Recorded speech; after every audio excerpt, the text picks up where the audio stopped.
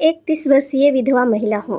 मेरा नाम शबनम है। मैं मुंबई के बोरीवली की रहने वाली हूँ। मेरा एक बेटा भी है जो मेरे पति की पहली बीवी का था, जिसे मैंने बहुत लाड प्यार से पाल पोस कर बड़ा किया। लेकिन बड़ा होकर मेरा बेटा हम लोगों से मुंह फेर लिया।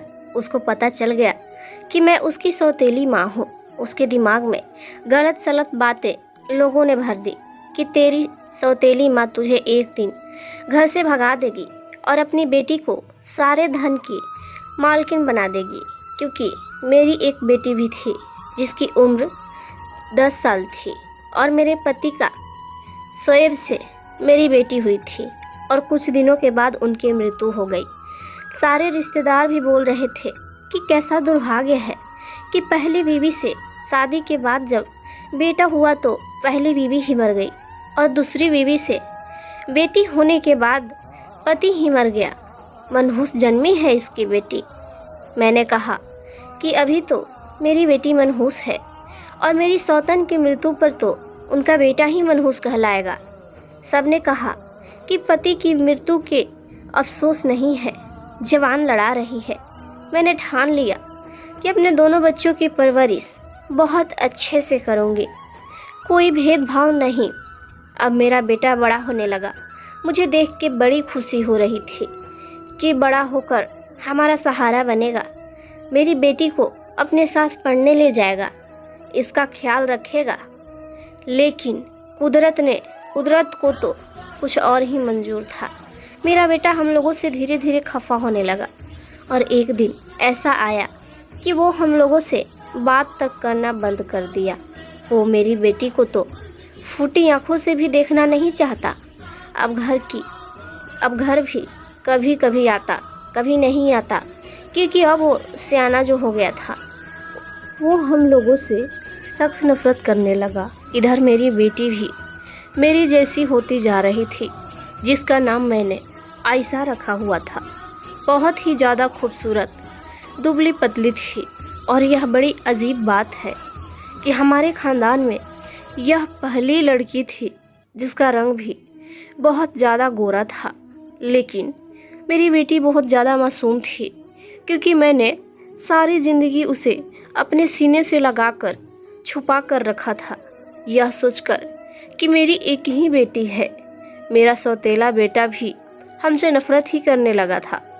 अगर इसे भी कुछ हो गया तो मैं तो पागल ही हो जाऊंगी।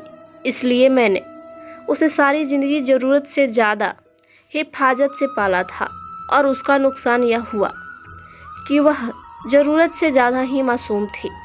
उसे किसी भी बात का पता ही नहीं था। मैं उसको लड़कियों के साथ खेलने जाने के लिए भी नहीं छोड़ती थी। इस तरह उसे किसी से दोस्ती भी नहीं हुई है और उसने मोहल्ले की लड़कियों के साथ ज़्यादा वक्त भी नहीं गुजारा। मैं उसे शादी में भी नहीं लेकर जाती थी और इसके अलावा हम गरीबों का किसी के घर कौन से आना जाना होता था। लेकिन मैं सोचती रहती थी कि मैं उसके साथ हो, सारी ज़िंदगी मैं उसका ख्याल करूँगी। मैं तो उसे बाहर के खतरों से बचा रही थी। मुझे क्या पता था कि होनी कहीं भी कभी भी होते हैं। और धीरे धीरे यह तो थोड़ी जवान हो गई तो मेरा बेटा वापस घर आ गया और बोला, माँ मुझे माफ़ कर दो, मैं आज के बाद गलती नहीं करूँगा और आप दोनों मेरे अपने हो। ये बात मुझे समझने में भूल हो गई। मैं भटक गया था। मैंने अपने बेटे को झट से सीने से लगा लिया और उसके आंसू पूछे। उसने मेरे आंसू पूछे। उसने मेरी बेटी को बहुत ज़्यादा प्यार करना शुरू कर दिया, जबकि सारी ज़िंदगी उसे दुत्कारता आया था। कहता था कि तेरी वजह से मेरे पापा इस दुनिया में नहीं रहे, अपनी माँ तो नहीं रही, कम से कम पापा तो रहते। लेकिन यह सब तो किस्मत का खेल था। मैं कहती थी कि इसमें मेरी बेटी का कोई कसूर नहीं था, लेकिन अभी तक वो मेरी बेटी से नफ़रत करता था, उसे ताने देता था, उसे अपने साथ कहीं लेकर नहीं जाता था, उसे अपनी बहन नहीं मानता था, उसके सर पर प्यार से कभी हाथ भी नहीं रखता था। लेकिन आज तो सामने का मंजर देखकर हैरान रह गई। वो मेरी बेटी को अपने पास बैठाकर और प्यार से बातें कर रहा था। तुम्हारे लिए क्या लेकर आऊँगा। 1-2 दिन के लिए बाहर जा रहा हूँ। मेरी बेटी भी हैरान नज़र आ रही थी। उसने कई चीज़ें बता दी और उठकर अपने कमरे में चली गई। मैंने अपने बेटे से कहा कि क्या बात है ऋषभ, आजकल बहुत प्यार आ रहा है अपनी बहन पर। तो कहने लगा कि बस अब मैं समझ गया हूँ और मुझे एहसास हो गया है कि मेरी बहन और मेरी माँ ही अपनी है इस दुनिया में। आप लोगों के अलावा मेरा कौन है। मैं भी तो पागल था, बस यही सोचता था कि आप लोग मेरे सौतेली माँ बहन हो, लेकिन मैं गलत था। मैंने तो आपके प्यार को कभी सच्चा समझा ही नहीं माँ, जबकि आप कभी भी आयशा और मुझ में कोई भेदभाव नहीं किया। मेरी बहन मेरे पीछे भैया भैया कहती दौड़ती फिरती और मैं इसे धुतकारता रहा, लेकिन मैं अब इसे बहुत ज़्यादा प्यार करूँगा। यह सुनकर मेरी आंखों में आंसू आ गए। चलो, मेरे बेटे को समझ तो आ गई और मैंने उसे कहा कि अब तो बहन जवान हो रही है, अब 2-3 साल में इसकी शादी हो जाएगी और फिर तुम्हारी बहन हमें छोड़कर अपने ससुराल चली जाएगी। इतना सुनते ही मेरा बेटा तेज आवाज़ में बोला, मेरी बहन अभी बच्ची है, अभी इसकी शादी नहीं होगी। मैंने कहा कि मैं चाहती हूँ कि शादी करके मन का बोझ हल्का कर लें। और आजकल देख रहे हो ना, ज़माना कितना ख़राब है।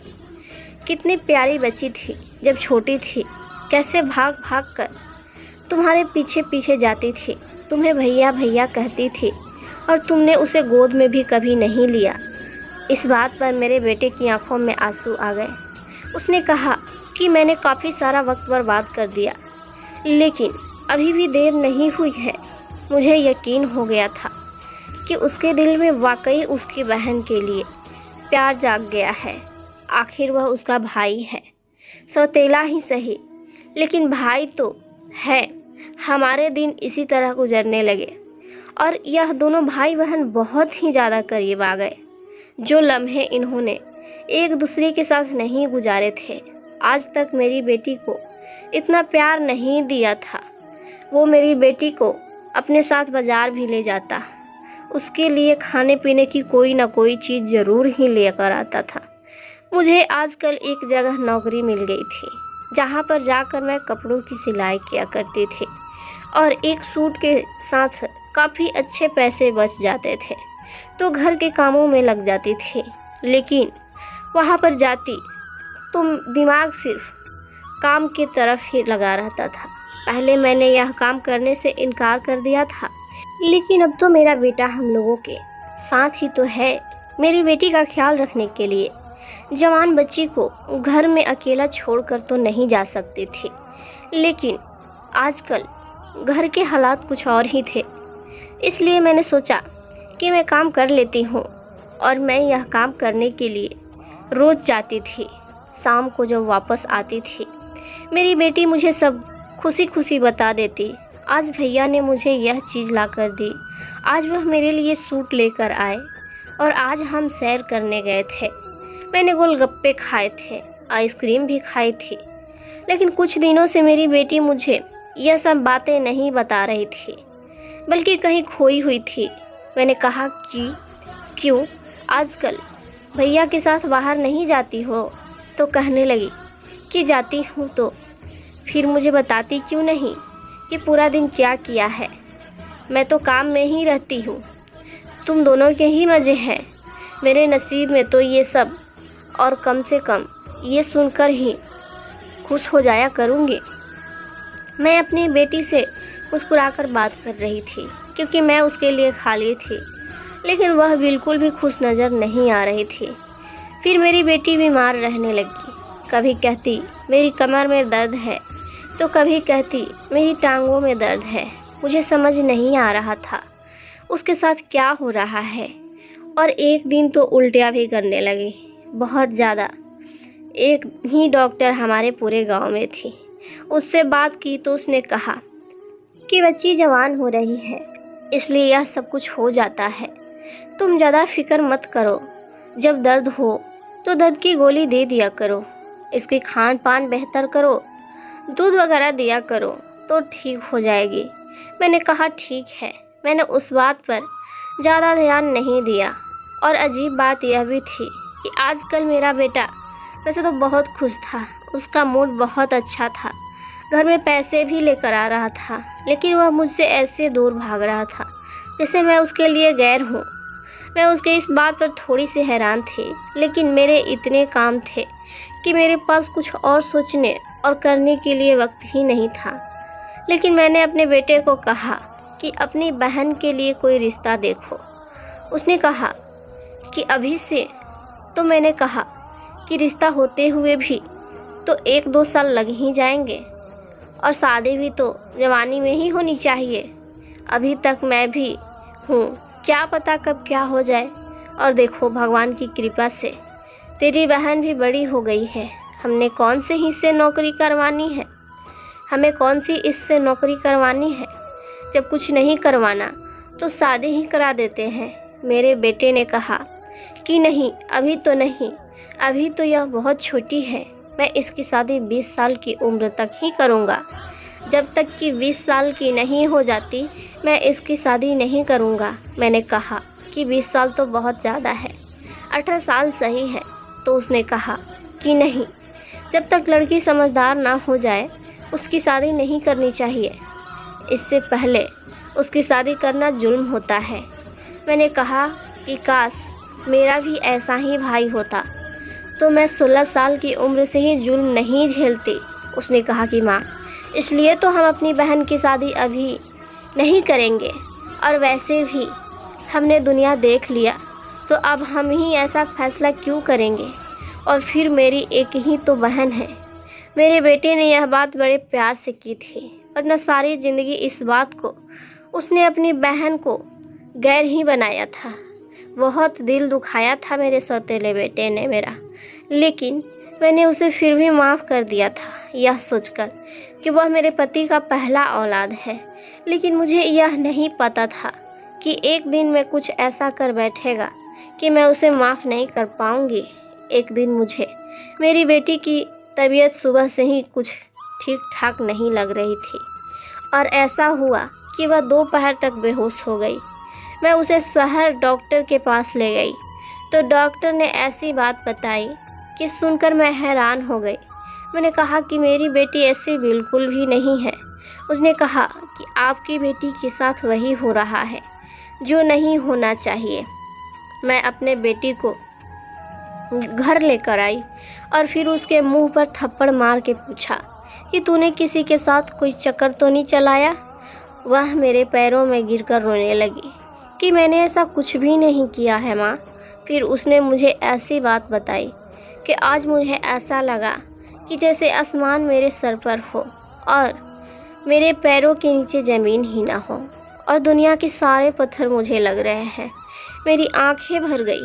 मैंने अपने आप को कमरे में बंद कर लिया और 2 घंटे के बाद बाहर निकले और बेटी से पूछा कि झूठ तो नहीं बोल रही। उसने कहा कि सच है, सच बोल रही हूँ, आप मेरी बात का यकीन कीजिए। फिर रात को मेरे बेटे ने ऐसा मंजर देखा कि वह हैरान रह गया। मैंने अपनी बेटी को अपने कमरे में सुलाना शुरू कर दिया। मेरे बेटे ने कहा कि आपको उसको यहाँ क्यों सुलाया है, इसका तो अपना कमरा है। मैंने कहा कि आज से यहीं सोया करेगी। मेरे बेटे ने कहा कि आपको क्या हो गया है, आपने अपना मुंह क्यों बना रखा है। मैंने कहा कि मैंने मुंह नहीं बनाया है, मैं अपनी बेटी को गले से लगाकर ही सोऊंगी। और अभी भी मेरी आंखों से आंसू निकल रहे थे। अगले दिन से मैंने काम पर जाना भी छोड़ दिया और फिर से घर में ही कपड़े सीने लगी। मेरे बेटे ने कहा कि काम पर क्यों नहीं जा रही हैं, तो मैंने कहा कि काम छोड़ दिया। मेरी इस बात पर वह बहुत हैरान हो गया। उसने कहा कि इतना अच्छा काम आपने क्यों छोड़ दिया माँ, अभी तो मेरी अच्छी कमाई भी नहीं हो रही है। मैंने कहा कि कोई बात नहीं, भूखे ही सोएंगे, लेकिन तुम अपने ऊपर तवज्जो दो। जो तुम कर रहे हो वो अच्छी बात नहीं है, इसलिए अपने आप को बदलो। यह सुनकर मेरे बेटे ने मुझे हैरानी से देखा। पता नहीं क्या बोलती रहती है, आप पागल तो नहीं हो गई हो। दरअसल उसको मेरी बातें समझ में आ गई थी। इतना तो वो कोई छोटा बच्चा नहीं था।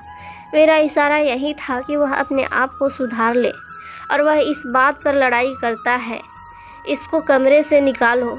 मैंने अपने बेटे से कहा कि मुझे कोई ज़रूरत नहीं है तुम्हारी, और वैसे भी तुम्हारा हमारे बगैर भी गुजारा होता है, तो अब क्या है। उसने कहा कि माँ हैं आप मेरा परिवार हो आप लोग, मुझे आप लोगों की ज़रूरत है। मैंने कहा कि हमें तुम्हारी ज़रूरत नहीं है, मेरी बेटी मेरे साथ ही सोएगी।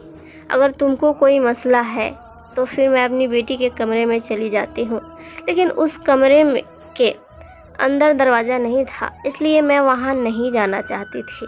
हम लोग गरीब थे, खरीद के हमसे एक दरवाज़ा भी नहीं लगाया जा रहा था।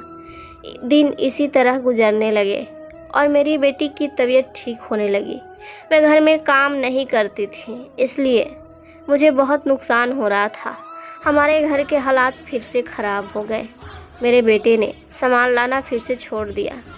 अब मैं उसके साथ अपनी बेटी को कहीं बाहर नहीं जाने देती थी। मैं कमरे में सुकून से सो रही थी। मैंने खाना बनाकर पहले ही किचन में रख दिया था। मेरी बेटी ने मुझे जगाया और कहा, माँ भूख लगी है, आकर खाना खा लो। मेरा बेटा भी बाहर बैठा था। हम लोगों ने मिलकर खाना खाया और उसके बाद मुझे होश ही नहीं रहा कि मैं कहाँ हूँ। आधी रात को मेरी आँख खुली तो यह देखकर मेरे कदमों तले से ज़मीन निकल गई कि मेरी बेटी तो मेरे पास थी ही नहीं। मैं फ़ौरन उठी और बाथरूम की तरफ गई थी। शायद वह बाथरूम में होगी, लेकिन वहाँ पर भी नहीं थी। इसके बाद मैंने ऐसा मंजर देखा कि मेरे कदमों के नीचे से ज़मीन निकल गई। मेरी बेटी अपने कमरे में सो रही थी और मेरा बेटा उसको अपनी बाहों में भरकर सोया हुआ था। मैं उसे कुछ पल देखती रही, फिर उसकी नींद खुली। उसने कहा, क्यों घूर के देख रही हैं? बहन का तबीयत खराब था तो उसे गोद में सहलाकर सुला दिया। उसने कहा कि जाकर सो जाइए, चलो और यहाँ से जाइए। उसने खाने में नींद की दवाई मिलाई थी, वरना मुझे कभी भी ऐसी बेहोशी वाली नींद नहीं आती थी। मुझे पता नहीं चला कि मेरी बेटी कब उठ कर गई। सुबह मेरी बेटी को बुखार था और उसको होश ही नहीं आ रहा था। मैं बहुत ज़्यादा परेशान थी। एक मोहल्लेदार औरत को उसके पास बिठाया और दिल में एक फ़ैसला कर लिया है। मोहल्ले में गई और पान वाले की दुकान से फावड़ा ले आई। रात को पूरे मोहल्ले की बिजली ख़राब थी, लेकिन सर्दियाँ थी, इसलिए सब लोग सुकून से सो रहे थे। हर तरफ सन्नाटा पसरा हुआ था, बहुत खामोशी से छाई हुई थी। सुबह हुई तो मेरी आंख जल्द ही खुल गई थी और मैं अपने काम में व्यस्त थी। लेकिन अचानक दरवाजे की कुंडी बजी। कुंडी बजाने का अंदाज़ ऐसा लगता था जैसे वह कोई पुलिस वाला हो या फिर कोई डाकू। बहुत ही बुरी तरह से कुंडी बजा रहा था। मैं घबरा गई और मैंने फ़ैसला कर लिया कि मैं दरवाज़ा नहीं खोलूँगी। मेरी बेटी भी जग गई और उसने कहा कि माँ, क्या हो रहा है और आप क्या कर रही हैं और आंगन क्यों खुदा पड़ा है और भैया कहाँ हैं? मैंने कहा कि उसको भैया कहने की ज़रूरत नहीं है।